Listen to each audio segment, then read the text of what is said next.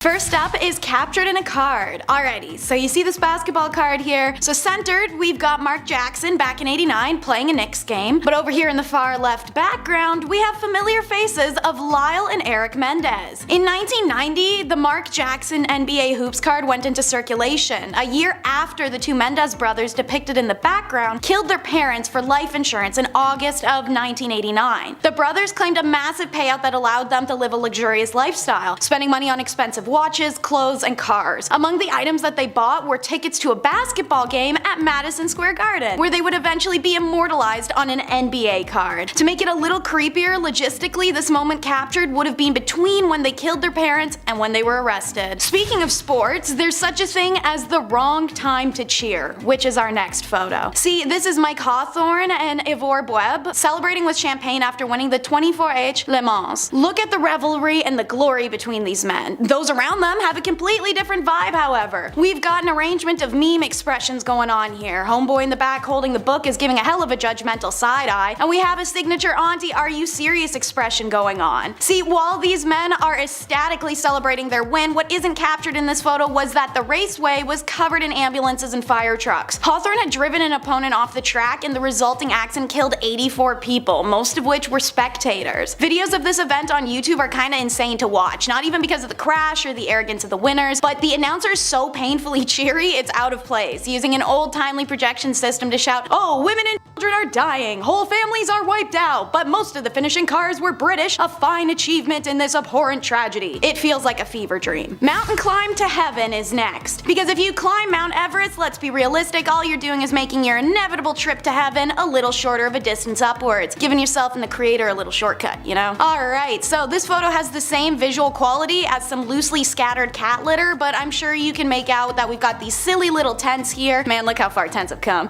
As well as these two dudes in what it looks like high socks. This is the 1924 British Mount Everest expedition. We've talked about a few Mount Everest climber groups and things that have happened to them in a few of our videos, so you may be familiar with this one from our channel. That or literally any Mount Everest movie. They tend to either pick one specific story to document or mismatch all of them together for one plot and then throw Jake Gyllenhaal up on a mountain. Anyways, this photo was taken of George Mallory and Sandy Irvin, shortly after they made their ill-fated attempt to get to the summit. While Mallory's body is found literally decades later in 1999, the body of Irvin never has been. Our next photo is of an undeserving celebrity. Why? Because the reason he's a celebrity is so extremely twisted that it blows me away, and I don't mean an undeserving in a Kim Kardashian made a family of talentless people famous through adult video kinda way. I mean in a seriously sick, twisted, criminal, undeserving way. I'll only be calling this man IS, as I do not believe any more infamy should be granted. The photo you see was from a Japanese magazine after he was released from prison due to insanity. IS killed Dutch-born Renee Harveld, and the two were studying in Sorbonne, Paris. He chose to do this because of her health and her beauty characteristics that he felt he lacked. IS considered himself weak, ugly, and small, and claimed he wanted to absorb her energy through, well, he had her body for 3 days. I'll simply let you piece together what I mean when I say that he had a considerable amount of this body missing and a very interesting fridge contents. But like I said, he was released, so how can you kill someone whilst on a student visa, desecrate remains, and then also do some pretty horrific acts posthumously? He is from a very wealthy Japanese family and they somehow managed to get him released. Also, they paid the victim's parents a huge sum of money for the loss. That's the world we live in. After his release, he was frequently on talk shows, reviewed restaurants for magazines, and appeared in horror films. He even wrote a book on the murder of Renee. This next photo shows us you never know what could be just a reach away. This photo looks relatively normal. Now obviously it's not gonna be, it's on this list, and the fact that it's titled about reaching out to something, well, Sarah Funk, who you see here on the waterline, is a YouTube vlogger who's on a trip to Cyprus's Red Lake. And you can see her literally like 2 feet away from a suitcase lodged in the waterbed. It's 2 years after this photo's taken in 2019 that the drifting suitcase is retrieved and opened to reveal the corpse of a girl. She is one of 7 known victims of serial killer Nikos Mexata, whose signature was doing body dumps in suitcases. It's believed the reason this case was retrieved in the first place was due to previous sightings of it in the water once other victims of Nikos had started to to be found and identified at the same time period. Sarah Funk has since commented on what it's like to know that she was so close to a body without being aware. I thought it was a log at the time, but in retrospect, I realized it wasn't. This is a completely fair explanation. As you can see from that picture, the case was incredibly dirty and hard to identify even as a briefcase. This man is the first recorded serial killer on the island of Cyprus and is currently serving 7 life sentences in Central Prison. In our number 5 spot today, we have the Stanley Hotel. This is a photo of the Stanley Hotel, which is the hotel that inspired the famous Stephen King novel, The Shining. This hotel was under construction in the early 1900s and saw a fateful day in 1911. There was an unexplained explosion that happened in room 217. In the explosion, a chambermaid was seriously injured, but she did end up surviving and she actually returned to work. A few years later, she passed away, and ever since her passing, there have been tons of guests who swear that they saw her ghost. Guests have said that they have seen her around the halls of the hotel, but the place that gets the most paranormal activity is, of course,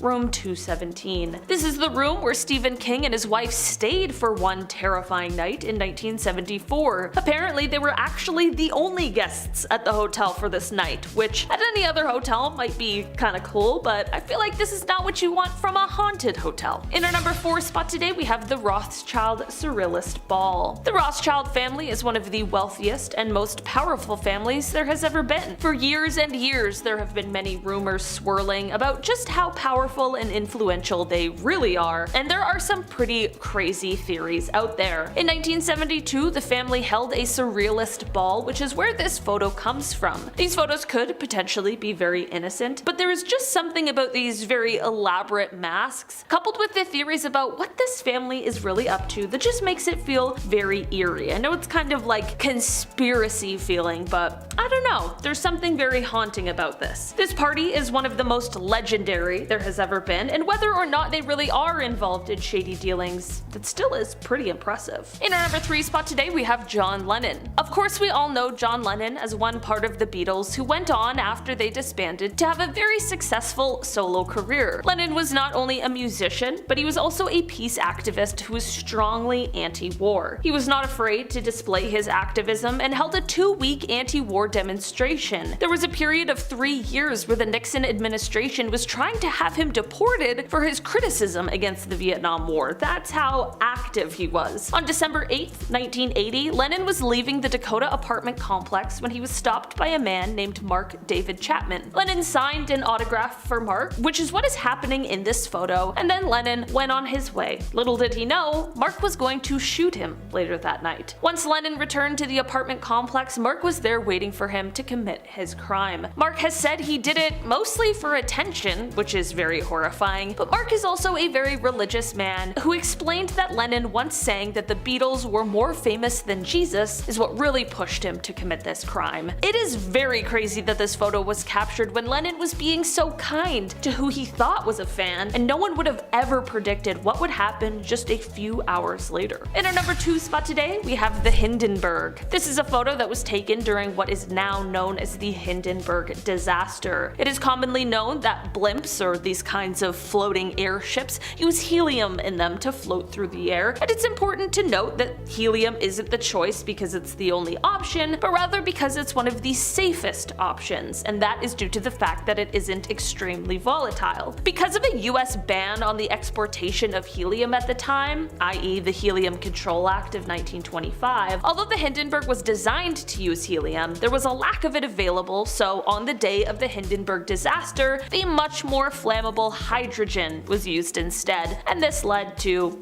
well, complete disaster. When the Hindenburg floated off on May 6, 1937, it disastrously caught fire during its flight, with 97 people on board. Sadly, due to the fire, there were 35 casualties on board the flight that day. It is an absolutely horrendous situation, which teaches us all a very valuable lesson. And finally, in our number 1 spot today, we have Mount Pinatubo. This is a photo that is showing Mount Pinatubo, which is located in the Philippines, on June 15, 1991. That is the day that this volcano erupted into what would be the second largest volcanic eruption of the 20th century. Certainly impressive, also extremely terrifying. This photo shows the pyroclastic flow full of hot gas and rock being flung into the air. Eruptive activity at the volcano first started on April 2nd of that year, which prompted researchers to set up seismographs in the area. By June, the volcano was having a couple of progressively shallower eruptions before, on June 12th, the volcano had its first spectacular eruption, which sent an ash column 19 kilometers up into the atmosphere. Additionally, smaller explosions continued on June 13th, which then led to some intense seismic activity. After more highly gas-charged magma reached the surface, on June 15th the volcano once again exploded, this time sending the cloud of ash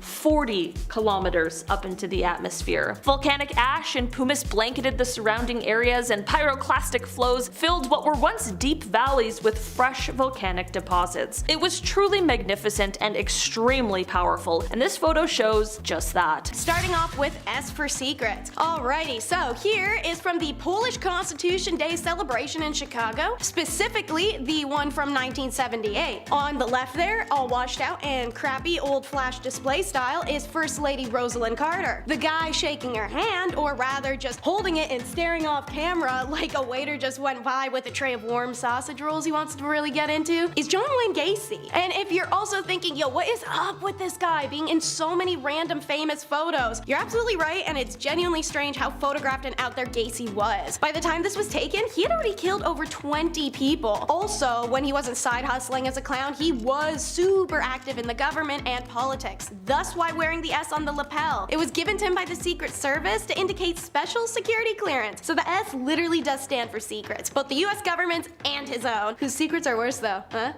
Anyways, at the bottom of the handshake photo, you can see the handwritten address to John Gacy, best wishes, Rosalind Carter. I've heard beauty is pain, but I haven't heard beauty is the next Saw movie? Check out the Beauty Calibrator. Seeing pictures, you may think it's some sort of Middle Ages torture machine, or as said, literally one of those Saw movie head devices. But surprisingly not. It's another way to point out women's insecurities and find the smallest things possible to make them feel bad over. Meet the Max Factor Beauty Calibration Machine. It is the only one in existence, thank God, and in 1932 the makeup legend Max Factor came up with this ingenious invention combining phrenology, cosmetics, and insecurity gaslighting with pseudoscience analysis of a woman's physical flaws. Max Factor's Beauty Calibrator enabled Hollywood makeup artists to pinpoint where facial corrections needed to be made down to a literal fraction. The machine, also known in the trades as the Beauty Micrometer, revealed that a natural perfect face was a myth. Every single woman was imperfect and needed correction, and this machine could find it by taking precise measures. It would mark spots that needed to be fixed, and then the artist, once the helmet was removed, could correct all the new insecurities with makeup that you didn't have before you put the stupid thing on. Next up is a photo that's all dramatic flair, the death card. Mafia represented an outdated mindset in the Mafia world, one that could no longer be reasoned with diplomatically. The same is true of his rival Marandano. The ongoing tit-for-tat killing between the two genuinely wreaked havoc on not only the streets, but in the Mafia hierarchy itself. Those resistant to change generally don't last long, and meetings of the Mafia elite tried to bring around at the end of bloodshed, but Marandano especially consistently manipulated matters to his own advantage. In order to facilitate underworld peace, the consensus turned from diplomacy to the inevitable. One of these guys had to go. The final straw, according to the account of Nicola Gentile, was when the police informants called Mafia and said knock off the violence. Having an idealism for peace, he actually responded by disarming his men, and they were all pissed. Joe the boss, Mafia, his bodyguards, and Lucky Luciano all met at a seafood restaurant at 3 p.m. on April 15th of 1931. Luciano excuses himself from the card game while that they're playing to visit the bathroom. This is the signal for the hitmen. The bangs could be heard from around the block apparently, as Joe was hit from behind 4 times in the back and 1 in the head. And it's born, the infamous Ace of Spades shot. It added to the cult status of this hit, but many expect that the Ace of Spades card was placed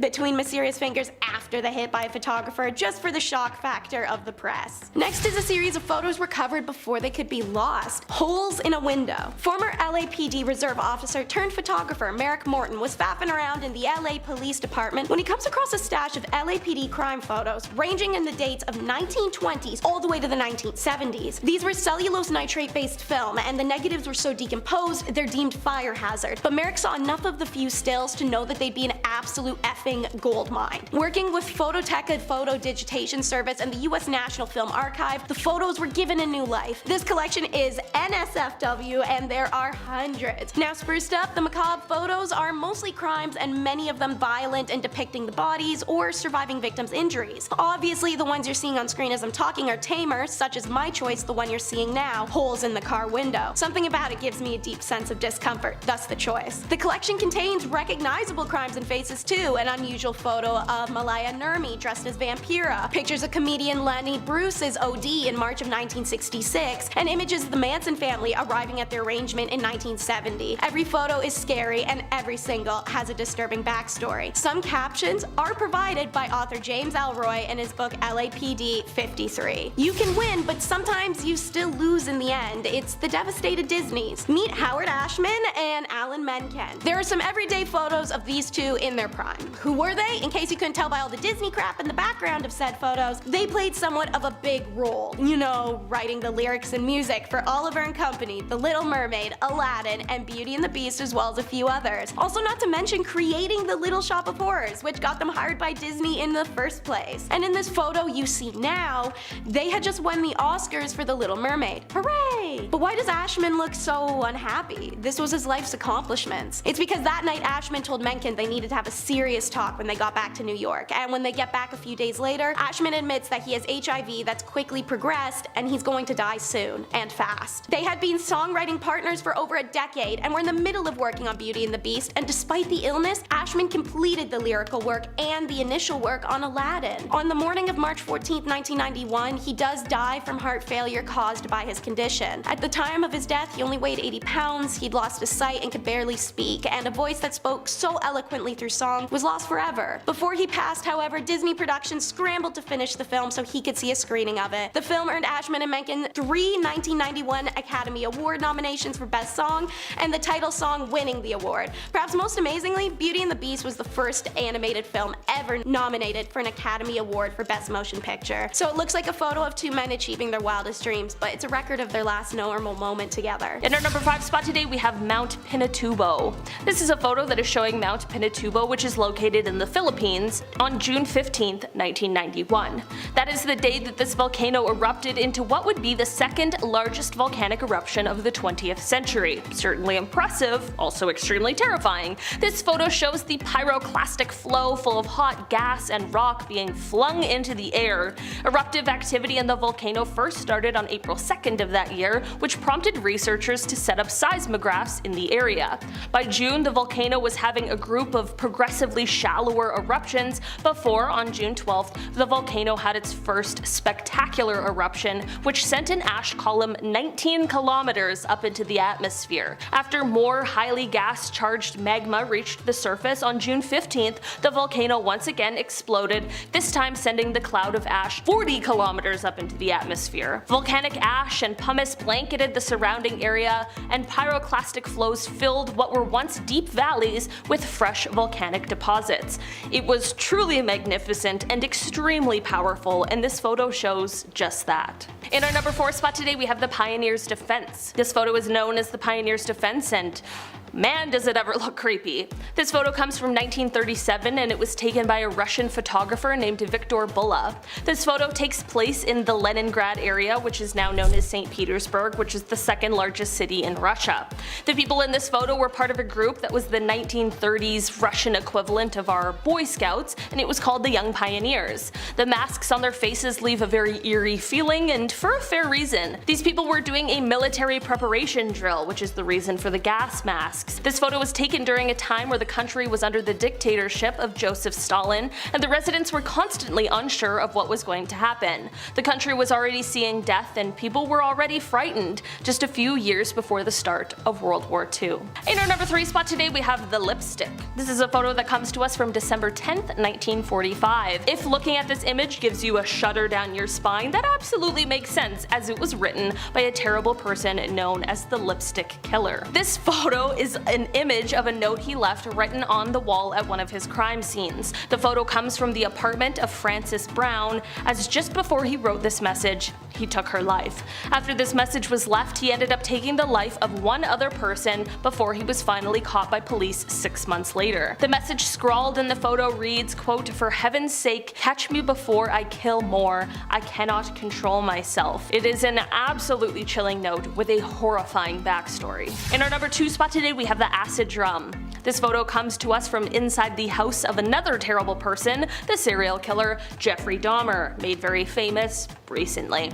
This photo was taken from the inside of his home after he was found out and caught by authorities. Before his arrest, he was sadly able to take the lives of 17 different people.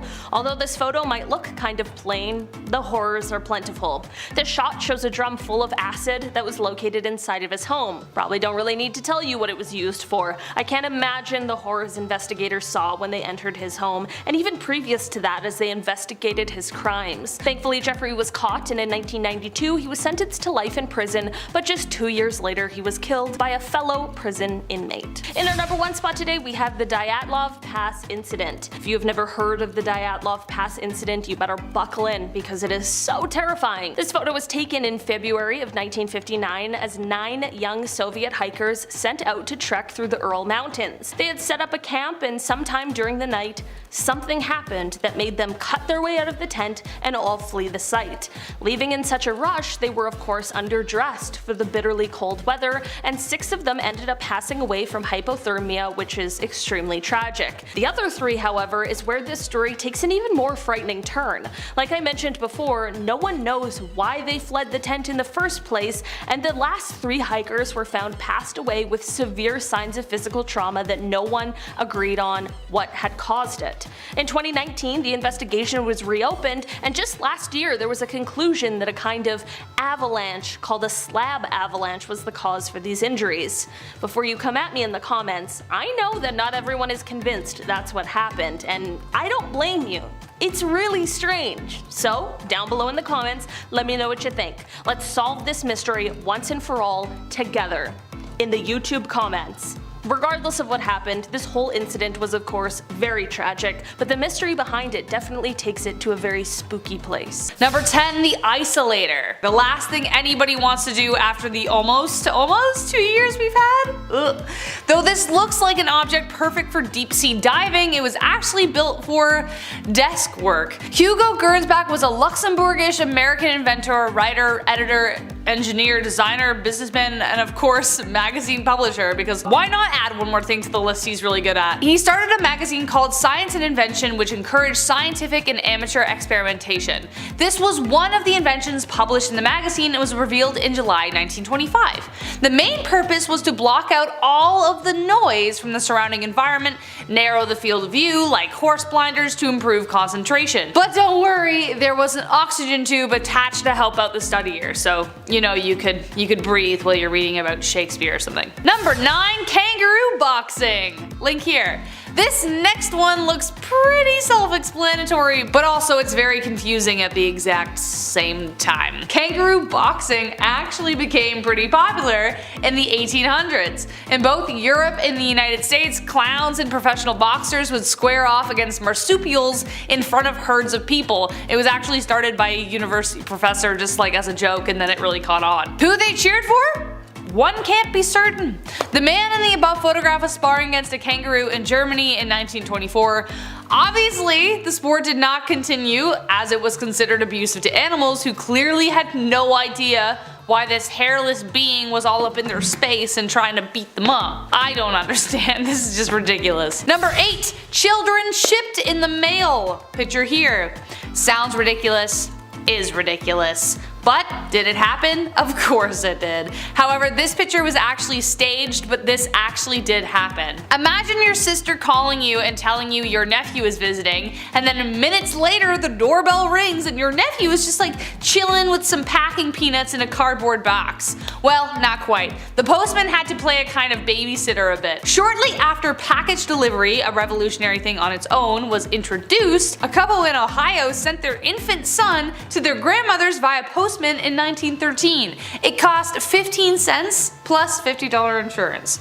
Once this oddball story got out, the trend caught on. Regulations were vague about what you could and could not send via post, so why take a bus when you could take a postman? Rural townships also usually knew their postmen really well, so they'd be like, oh come on Joey, here's 15 cents, take little Timmy to my aunt's, I don't know.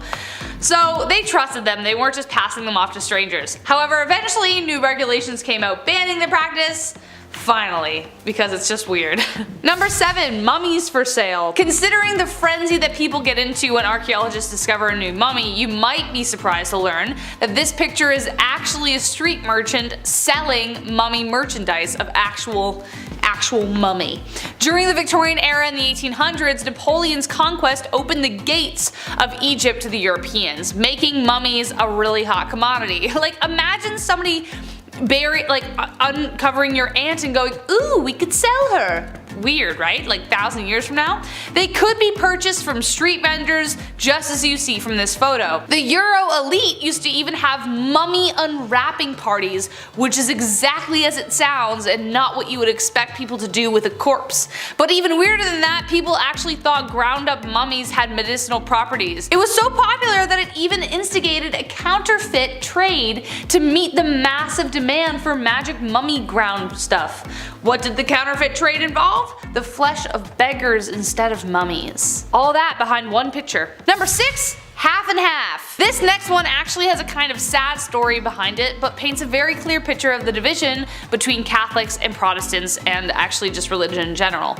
This picture depicts two graves in the Netherlands, one belonging to a Protestant and the other a Catholic. In 1842, a 22-year-old Catholic noblewoman fell passionately in love with a 33-year-old commoner, a colonel in the cavalry who was also Protestant, a big no-no. Their marriage was a total scandal, but they said screw you to their peers and stayed together for 40 years. The woman's husband died in 1880, and to forever unite them, she built a grave that would forever keep them together even though they were apart by a wall. The old cemetery was strictly divided into Catholic, Protestant, and Jewish sections, so these two monuments were built so they could forever be together. Does anybody have a tissue? Number 5 is the frozen man of Mount Everest. And yeah, I get it. We all know that there's tons of frozen bodies along Mount Everest, but that's not what I'm actually talking about this time. The photo you'll see is of mountain climber Beck Weathers, who in May of 1996 attempted to complete the final leg of the ascent on Everest. Despite how short the distance was, the journey caught up to Beck, and he came down with a case of snow blindness during an intense blizzard that had a wind chill of 100 degrees below zero, and he fell into a hypothermic coma. Initially I thought I was in a dream, Weathers later recalled. Then I saw how badly frozen my right hand was, and that helped bring me around to reality. Beck was left for dead, first by his exhibition and then the second time by a rescue crew doctor who believed him beyond saving. So it's only by miracle that Beck manages to break a hypothermic coma, turn around and walk back to base camp. When he reaches camp, Beck is airlifted immediately as frostbite set in on his nose and hands, both of which are later amputated. This moment is caught in photograph and shows the frozen hand and Beck visibly unconscious, being carried in a red sleeping bag. This ascent to Everest is remembered as the 1996 Mount Everest disaster and is famously covered in John Krakauer's book Thin Air and its 1997 adaptation, as well as films Everest and Everest 2015. So, by the way, they prematurely told Beck's wife and family he had passed away. Can you imagine that emotional roller coaster? Number 4 is the Maori trophy heads. The native Maori of New Zealand had a cultural practice of preserving severed heads of enemies for trophy and warning purposes. They are called mokomokai, and these heads were processed by first, of course, getting chopped off, but then boiled boiled, smoked, and sun-dried. The Maori would then coat them in shark oil to prevent cracking and peeling before mounting them. When British colonizers invaded the land during the 1840s, the Maori heads were one of the famously pillaged artifacts and treasures of the colonial era. Major General Horatio Gordon Robley was in service for the British Army when they were invading and pillaging New Zealand in the 1960s. He was particularly enthralled by the Maori heads, and the absolute piece of you-know-what actually stole 35 of them for his own collection. You can see him in this photo, sitting at the base of a wall with Maori heads mounted upon him. Naturally, like most of what was stolen by British colonialists for the crown and or for themselves, these items were never returned to their rightful peoples and instead earned profit in British museums or collect dust in storerooms. Since the 1970s, New Zealand has had a strong record of requesting those remains back from overseas. The first major international reparation of a toy moko happened in 1985, and in 2003, New Zealand created its first government-funded international reparations program. It's now seen the return of 800 Maori and Moriori remains. Number 3 is the Ruhr Cannibal demonstration, an image caught by police officers as the Ruhr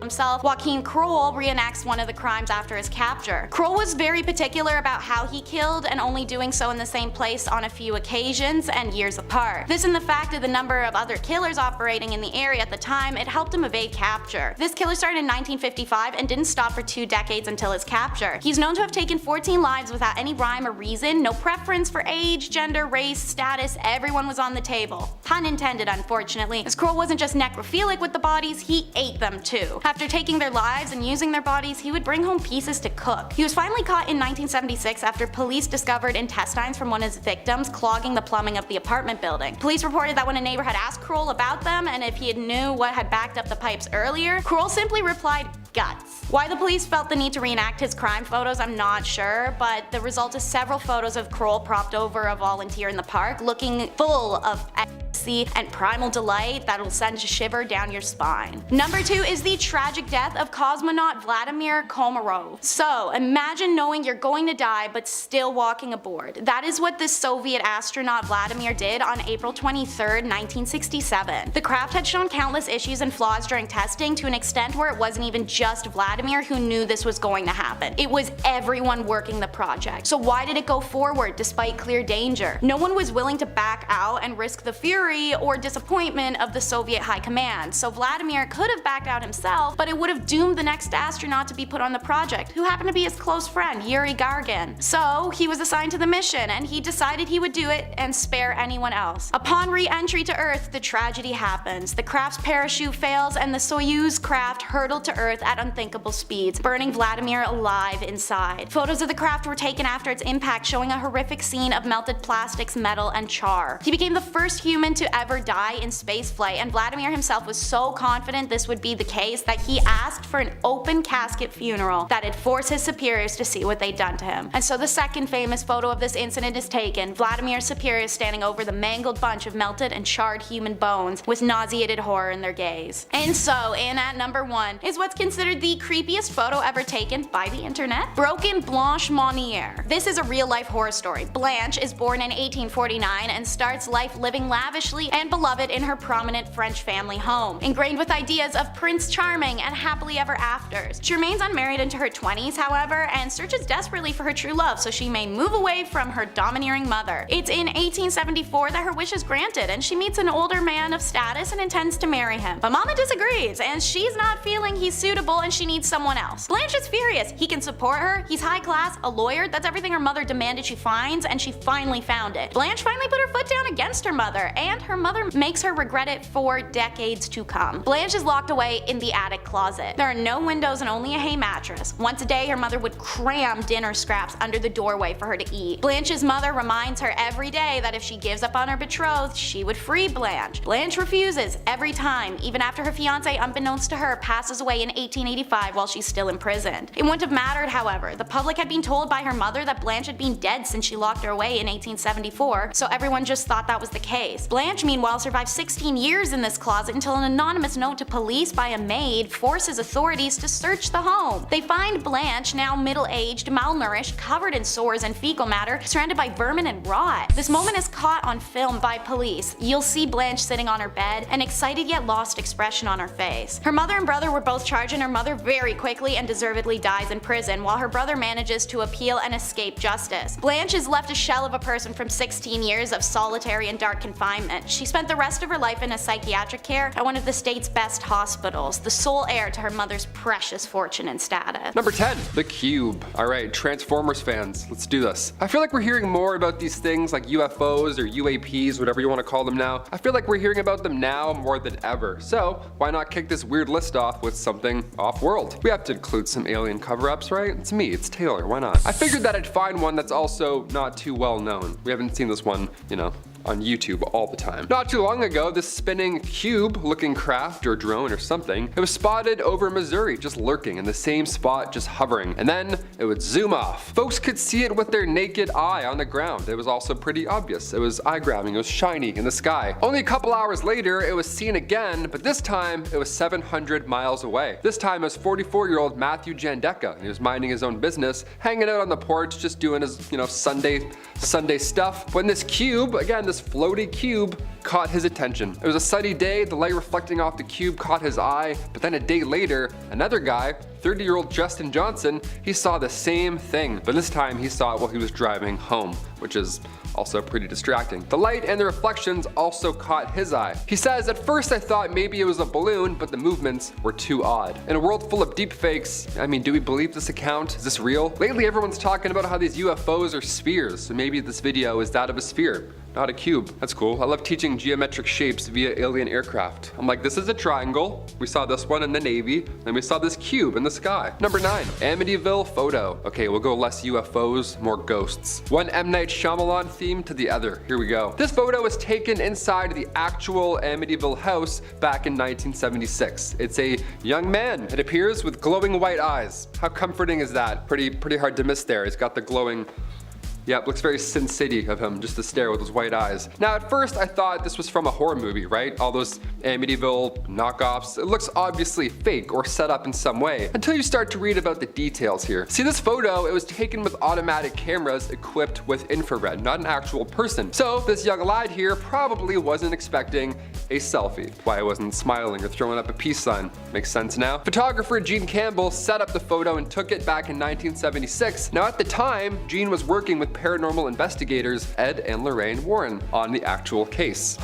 I'm scared now. This photo was revealed 3 years after it was taken on the Merv Griffin show, and many believe this is the ghost of John DeFeo, one of the victims in 1974. Now, you can't really do this anymore, right? You can't whip out photos from a otherwise crime scene and be like, okay gang, what do we think? Spirit or not a spirit?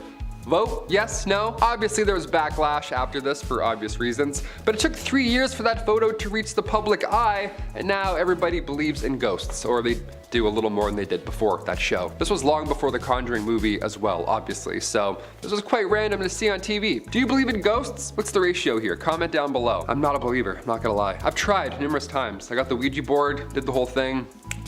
Felt nothing, man. Like an 18-year-old on Christmas. I'm like, is that it? Is it done? Do I have to feel anything anymore? Number 8, Alfred Hitchcock and the MGM Lion. All right, you're gonna hear me roar after this one. This photo was from 1958. You've seen this at some point, right? Hopefully, or else, you know, we'll send over a VHS, we'll help you out. It was taken by Clarence Sinclair Bull. Now the photo appears to be, well, no, it doesn't appear to be at all. It's Alfred Hitchcock serving tea to a lion. Yeah, the famous MGM lion. His name's Leo. That's him. There he goes. He's getting tea. He loves suspense and tea. Who would have thought? And company, it appears. North by Northwest was the only film that Hitchcock did with MGM. So there's a rumor now that he directed The Lion's Roar for the MGM intro, which is fun. But you're also like, okay, that's a real animal. That's sad. And also, that's probably nonsense. There have been 7 MGM lions in total. Yeah, not just one. But Leo was known to be the most friendly. I want to hear about the other 6. I'm like, what happened there? He's still in the logo today, but again, back in the 1950s, it's hard to say what it was really like on set. I mean, it's still a lion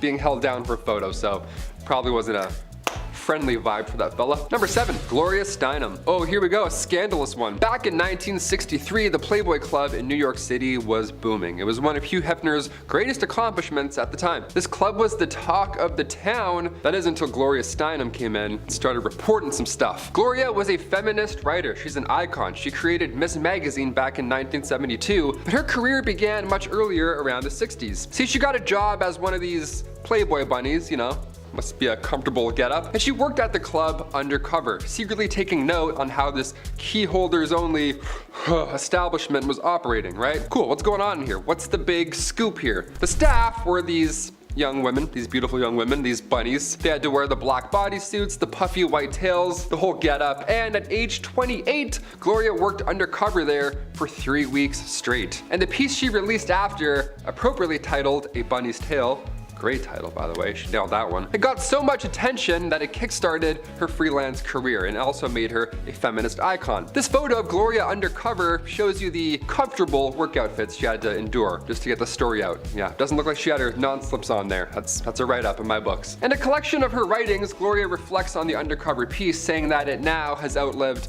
all of the Playboy clubs, both here and abroad. That was before Hefner passed away in 2017, so I will add that you also outlived him as well. Good, he wasn't a very nice lad. Let's move on. Number 6, North Sentinel Island. Alright, we got some people, some aliens, some ghosts. What else do we need, Taylor? How about some weird islands? Sure. North Sentinel Island. We gotta head over to India for this one. This island is the home of the Sentinelese tribe. You've probably heard about this at some point. One of the most forbidden islands in the world. But why? Located in the Bay of Bengal, North Sentinel Island is about 1,200 kilometers away from India. And while most islands are shrinking, this one actually grew back in 2014. Yeah, the universe is like, more. Yeah, you need more of this, sure. The island lifted up a couple meters during an earthquake, so the west and south sides, they gained an extra kilometer. Nice. DLC unlocked. The inhabitants on this island are among the few uncontacted tribes left in the world. They have apparently been there for 50,000 years, and there's no sign of agriculture or even fire. Yet somehow this tribe has thrived for ages. Now, if we try and get close, they will try and drive anybody away. More than fair. Like, we have enough room. We're good. Let's just leave. In fact, back in 2006, 2 fishermen sadly lost their lives because they got too close to the island without knowing who was on it or what the island was. Yeah, you can't just approach random islands. You gotta do some homework. That's why I'm here. In 5th place, we have the Challenger explosion. On January 28th of 1986, the Space Shuttle Challenger broke apart 73 seconds into its flight, killing all 7 crew members aboard. The spacecraft disintegrated 46,000 feet above the Atlantic Ocean, off the coast of Cape Canaveral, Florida, at 11:39 a.m., and it was the first fatal accident involving an American spacecraft while in flight. The mission, designated STS-51L, was the 10th flight for the orbiter and the 25th flight of the Space Shuttle fleet. The crew was scheduled to deploy a communications satellite and study Halley's Comet while they're in orbit, in addition to taking school teacher Christina McAuliffe into space. The latter resulted in a higher than usual media interest and coverage of the mission. The launch and subsequent disaster were seen live in many schools across the United States. The cause of the disaster was the failure of the primary and secondary redundant O-ring seals in a joint in the shuttle's right solid rocket booster. The record low temperatures the morning of the launch had stiffened the rubber O-rings, reducing their ability to seal the joints. Shortly after liftoff, the seals were breached, and hot pressurized gas from within the SRB leaked through the joint and burned through the aft attachment strut, connecting it to the external propellant tank, ET for short, then into the tank itself. The collapse of the ET's internal structures and the rotation of the SRB that followed threw the shuttle stack, traveling at a speed of Mach 192, into a direction which allowed aerodynamic forces to tear the orbiter apart. Both SRBs detached from the now destroyed ET and continued to fly uncontrolled until the range safety officer destroyed them. The crew compartment, human remains, and many other fragments from the shuttle were recovered from the ocean floor after a 3-month search and recovery operation. The exact timing of the deaths of the crew is unknown, but several crew members are thought to have survived the initial breakup of the spacecraft. The orbiter had no escape system, and the impact of the crew compartment at terminal velocity with the ocean surface was too violent to be survivable. The disaster resulted in a 32-month hiatus in the space shuttle program. In 4th place, we have death recreations. Honestly, looking at this photo, it looks just like the special effects team for a movie studio or haunted house, just doing their job. But sadly, the reality is much more grim. In 1980, forensic artists were recruited to reconstruct the facial features of 9 unidentified victims so that photos could be released by the media in an attempt to identify them. Oh, pardon me, I got a little ahead of myself. The victims belonged to one John Wayne Gacy, otherwise known as the Killer Clown of Cook County, Illinois between 1972 to 1978. He killed over 33 individuals during his reign of terror inside of his ranch-style house in Norwood Park Township. I could go into details about how he committed his crimes, but I don't feel like scarring anyone today. All you need to know is that he gave magic tricks a very bad name. In 3rd place, we have the room where the Romanov family were killed. The Russian Imperial Romanov family were shot and bayoneted to death by the Bolshevik revolutionaries under Yakov Yurovsky on the orders of the Ural Regional Soviet in Yekaterinburg on the night of the 16th to 17th of July, 1918. Also killed that night were members of the Imperial entourage who had accompanied them: court physician Eugene Butkin, lady-in-waiting Anna Demidova, footman Alexei Trupp, and head cook Ivan Kharitonov. The bodies were taken to the Koptyaki forest, where they were stripped, buried, and with grenades to prevent identification. In second place, we have camp staff taking a day off. Now, to the unknown eye, this is a very innocent picture, and you might be asking why it's so high up on this list. I'm gonna ask y'all to pay close attention to the uniforms that people are wearing. Still not making sense? This photo is of Auschwitz staff enjoying pleasant days off. They look like camp counselors, but their job is, killing people in horrible ways, and they enjoyed it. Most probably took lives not shortly before or after this was taken. Easily the most unsettling photo for me today, since the absolute contrast makes my stomach turn. And in first place, we had the Uruguayan Air Force Flight 571. This picture was taken of a group of survivors of that crash in the Andes. They're all smiling in this photo, but it becomes eerie when you see the human spine to the right of them in the photo. I'll get to it, I promise. On October 13th of 1972, human error caused the plane and the 45 folks on board to crash into the Andes mountain range in Argentina, just shy of the border within Chile. Amid the wreckage of the mangled plane, on a mountain glacier about 80 kilometers east of the planned flight route, 33 passengers were still somehow alive. 5 people didn't survive the first night of below freezing conditions on the mountain in the remote Andes, and a 6th person died within days. Those who were still alive, and not, critically injured or in a coma, used parts from the plane to create shelter, snowshoes, goggles, and also figured out a way to melt snow for drinking water. The survivors had no medical supplies or appropriate clothing, and were stranded on the mountain as temperatures plunged to like minus 30 degrees Celsius. The little food they had was quickly running out. In a cruel twist, the survivors had found a transistor radio in the wreckage and were using it to listen to updates on the search effort. On day 11, they heard the announcement on the radio that the search for them had been called off. Starvation soon set in. They had 8 bars of chocolate, a tin of mussels, 3 jars of jam, some nuts and dried fruit, and some lollies and a bottle of wine. That's all they had to eat, and that was gone within a week. Desperate, the survivors ate cotton and leather from the plane seats. Okay, alrighty, time to talk about that spine. So eventually, as the bodies of the frozen dead laid around them, the survivors were forced to consider their only chance for survival. All the passengers were Catholic and held deep moral concerns about eating their relatives, teammates, and friends from school, but as a group reluctantly decided eating the bodies of the already dead was their only chance of making it off the mountain alive. They also mutually agreed that if any of them died, the others could eat them for sustenance. Starting off this list, in our number 10 spot, we have the Mad Bomber. This is a photo that was taken of someone known as the Mad Bomber. His real name is George Metsky, and he was the man who terrorized New York City for 16 years while he planted explosives in public places like an absolute psychopath. I guess he was apparently angry about a workplace injury he had suffered in the years prior to his terrible crimes, and so of course the normal reasonable jump to make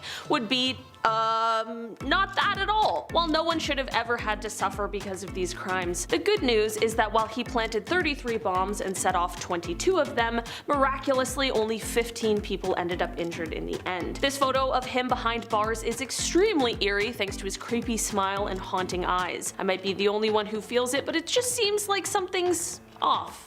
In our number 9 spot today, we have the Figures of the Fire. This photo is both extremely unsettling and super captivating as it shows a scene after the Great Fire at Madame Tussauds in 1925. Of course, this wax museum is famous for the extremely lifelike wax figures that are created and find their home there, so you can only imagine the aftermath of the fire. These lifelike figures with missing heads and appendages, burnt skin and hair, and just clothing in disarray. Seeing this photo for the first time without knowing the story behind it was definitely a bit of a confusing and terrifying experience. The heads on the ground really freaked me out for a full 5 seconds. As scary as it is, I'm glad to hear it's not real and just some creative casualties rather than what this photo appears to be at first. In our number 8 spot today, we have the Spectre. This is a photo that was taken in England in 1963, and it became known as the Spectre of the Newbie Church. That is, of course, because of the ghostly figure that can be seen in the photo. I personally am always a little suspicious of ghost photos. Some are certainly more convincing than others, but Photoshop in 1963 wasn't exactly as accessible and easy as it is now. This photo is said to have been taken by Reverend K.F. Lord inside of the Newbie Church, which is located in North Yorkshire, England. Of course, I mean, like many of us are going to do, people were really skeptical of this apparition and just believed it was a well done case of double exposure, which, to be fair, is entirely possible. The Reverend continued to swear up and down, however, that the photo was not doctored, so at this point, there's no proof to prove either side, and it's just a game of he said, she said. So, what do you guys think? Apparition caught slipping, or is the Reverend just making it up? In our number 7 spot today, we have the Tsar Bomba. This is a photo that was taken on October 30th, 1961. It was quite the Halloween Halloween spooky fright that year, as this is said to be the largest and most powerful nuclear weapon ever created and tested. The hydrogen aerial bomb was developed in the Soviet Union by a group of nuclear physicists that were under the leadership of Igor Kurchatov. The bomb was dropped by parachute and was detonated autonomously. While this test was meant to be a secret, turned out to be less than well kept, as it was obviously a huge explosion that was detected by United States intelligence agencies. A secret US recon aircraft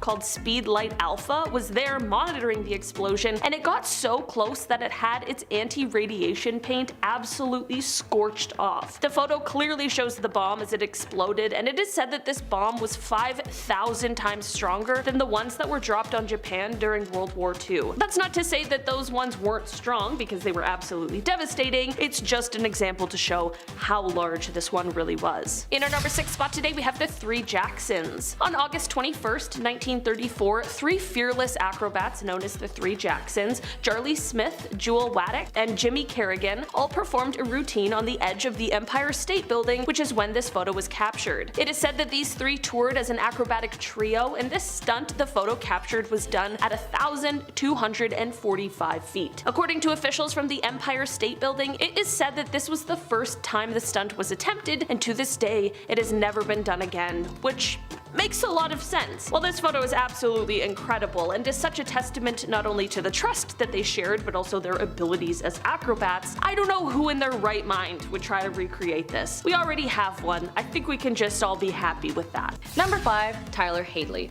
Everyone likes a good party selfie, including Tyler Hadley, who we can see here drinking a party cup with some friends, but what they don't know is that if they walked into the master bedroom was the killed bodies of his parents that he ended moments before the party. Tyler allegedly decided how he wanted to commit the crime a few weeks prior to committing them. He often told a friend exactly what he was planning to do at the time, noting that having a big party after a parricide had never been done before. Shortly after noon, Tyler wrote on his Facebook wall, "Party at my crib tonight.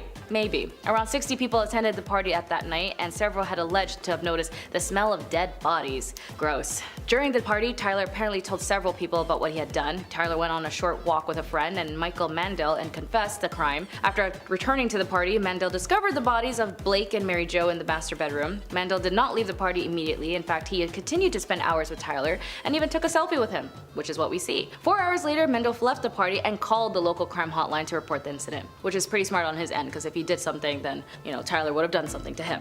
News of the crime was then spread by word of mouth, and Hadley was arrested early in the next morning. Number 4, Tank Man. When it comes to revolution, all it takes is one person. After all, a single grain of rice can tip the scale. The Tank Man photograph was taken on the morning of the 5th of June, 1989, the day after the Chinese government had violently suppressed protests in Tiananmen Square. An estimated 10,000 civilians were killed in the massacre following weeks of a student-led demonstration in Beijing and beyond against the communist regimes and the suppression of basic human rights and freedom of expression. The image captures a lone man standing in the middle of the Chang'an Avenue just off the square facing down a column of 4 slowly advancing Type 59 tanks of the Chinese army in a defiant protest. The identity of the Tank Man still remains anonymous, as people don't know what happened to him after, but he has been noted as a notable figure in the stance against militia harm to the people. Number 3, Jolie Callan.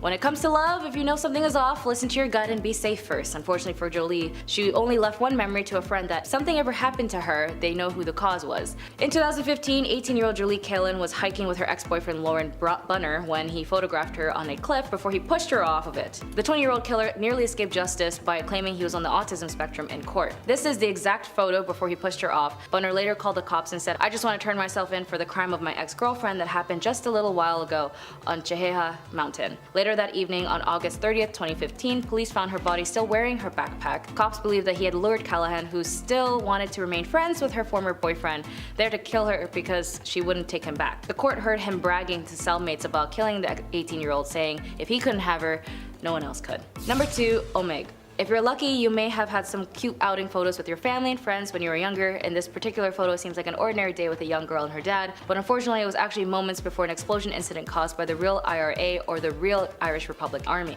a provincial Irish Republican Army splinter group who opposed the IRA ceasefire and the Good Friday Agreement signed earlier that year. The explosion killed 29 people and injured about 220 others. The red Vauxhall Calvier containing the bomb, can I say bomb?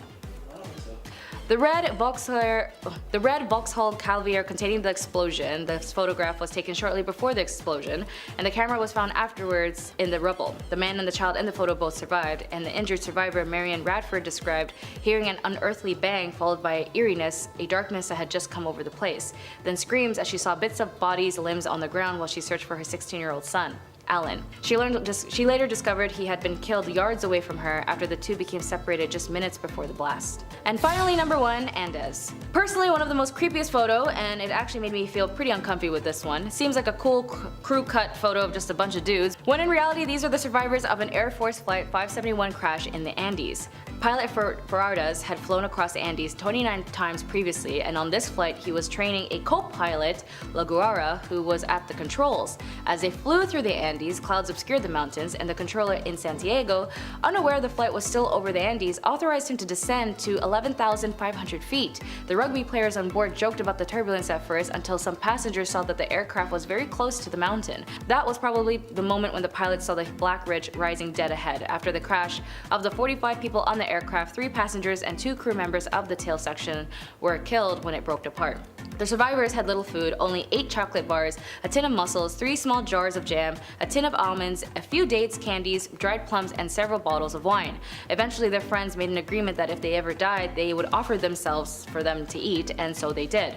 The group survived by collectively deciding to eat flesh from the bodies of their dead comrades, and in the photo you can see on the right, a spine. At the end, 8 people were rescued and they lived. So, starting us off at number 10 is Phantom Clouds and Darkness. Nebula IRAS 05437 plus 2502 doesn't have a very catchy name. These are NASA experts after all. As we learned from Elon Musk, their naming creativity, even for literal offspring, doesn't go much further than point and pick some numbers and letters. But it does certainly look like it's a surrealist painting, to say the least. I could honestly get lost in the layers, arches, and rolling clouds that create an almost religious image with just how awe-inspiring it is. Staring at it long enough, you may see a phantom rising up from the back of the dust clouds, or an angelic figure at the top of the floating yet mountainous staircase with an arched entryway. NASA and ESA's Hubble Space Telescope took this image in 2010, but scientists are still unsure what causes the bright glowing arc near the center. Maybe it's truly divine. Number 9 is, well, it's hard to find words, but its name is the Gaping Maw. Ew, don't like that personally. Anyways, it's specifically the gaping maw of a sunspot. The sun is an active place with filaments, holes, and flares that are constantly shifting across its face like a pool of liquid magma. That what you see is a close-up look at a very dramatic sunspot as seen by the Big Bear Solar Observatory's telescope in 2010. This gape could be compared to a few things. Maybe the toothy opening of the Sarlacc pit in Star Wars, or if you fired a bullet through a grapefruit like the Mythbusters. I can tell you from my very unfortunate experience that this is also kind of what it's like to look into a puncture wound on the human body and see the tissue inside. No matter what you see, I'm sure it's something uncomfortable enough that you just want me to move on. So I will. Number 8 is Ghostly Hand. I'm not even a Marvel fan, and their franchise is what I thought of when I saw this picture. It's giving Scarlet Witch, or Doctor Strange, or even Morgan Le Fay, which if you've seen the recent video Historic Sorcerers that actually had powers, you'd know is a character of Arthurian legend found in the Marvel Strike Force comic series that Aubrey Plaza will be playing on the big screen. If you haven't seen that video, maybe check it out, and while you're at it, don't forget to subscribe to The Hive. Anyways, this ghostly hand was caused by a pulsar lurking in the center, which, to quote, is a rapidly spinning neutron star which is spewing energy out into the space around it to create complex and intriguing structures, including one that resembles a large cosmic hand, according to NASA, who snapped the picture in 2009 with their Chandra X-ray Observatory. Thanks to the pulsar, a disembodied phantom-like hand looks to be grasping at the void. Calling all the ancient astronauts. Number 7 will be about the thigh bone. As you can imagine, this picture you see on screen caused quite a kerfuffle online after NASA released the image in 2014. Understandably so, because this appears to be a thigh bone smack dab in the middle of Mars. NASA, who's just so tired of us and likely assumed that this would happen, pretty much instantaneously released a statement that no, this is not a human or an alien or whatever's thigh bone. This is apparently just a rock that very conveniently eroded by wind or water to look like that. Because notoriously, there's lots of wind and water on Mars. Literally. Anyways, sorry folks, no alien burial grounds are on Mars if we want to believe the Space People Company. Number 6, we get to check out the Skull Nebula, which to me looks like a circle. I don't know, I'm not very sold, but apparently this bad boy creeps a lot of folks out. The Skull Nebula is a consistent in our galaxy, built up of several stars doing an elaborate orbital dance, in the words of NASA. This particular picture was taken in 2020. What earned it the skull name was obviously its ghastly colors, reminiscent of, well, a flayed human skull. The telescope's view highlights of the nebula's hydrogen in red and oxygen content, which is light blue. Also, if you kind of turn your head to the left like this and look at it sideways, you can kind of see the two stars sitting in what's arguably the eye socket, a thick red cloud making up the nose, and the empty space where cheeks are meant to be surrounding teeth. So what do you think? Spooky scary skeleton or space dodgeball?